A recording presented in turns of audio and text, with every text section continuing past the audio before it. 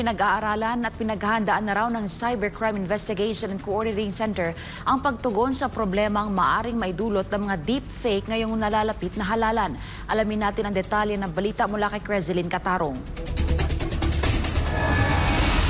Sa panahon ngayon, laganap ang paggamit ng Artificial Intelligence o AI technology sa mga panloloko o scam.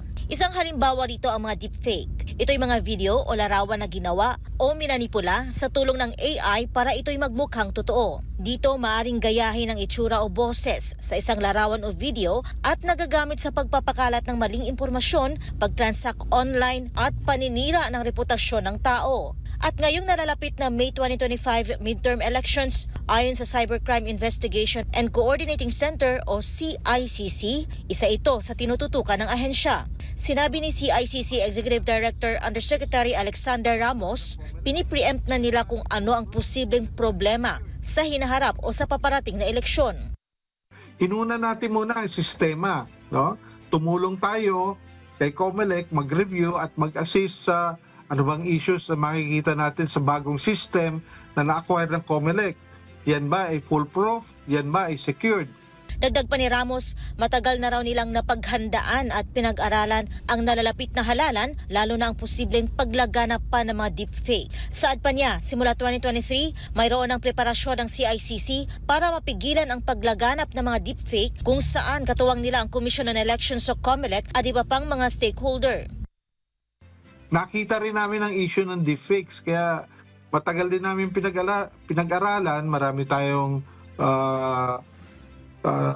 strategy, procedures na pwedeng i-apply na ngayon. In fact, we are in the middle of finalizing our working relations with the frontline agencies such as the National Police, the military, and other stakeholders.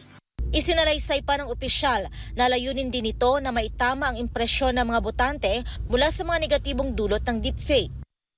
Para maayos nating ma-address ito at yung mga kababayan natin, mga botante, ay makorek ang kanilang impression dun sa mga negative, mga deepfakes na nagpo-promote mga negativity sa nararating na halalan natin.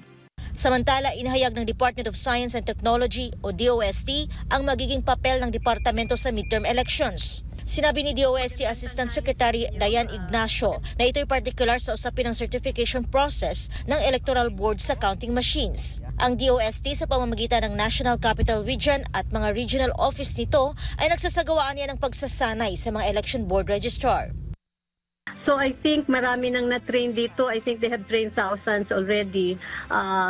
And it is still ongoing, and I'm sure before the May elections, we have already trained a lot of teachers and other professionals para dito sa certification na ito.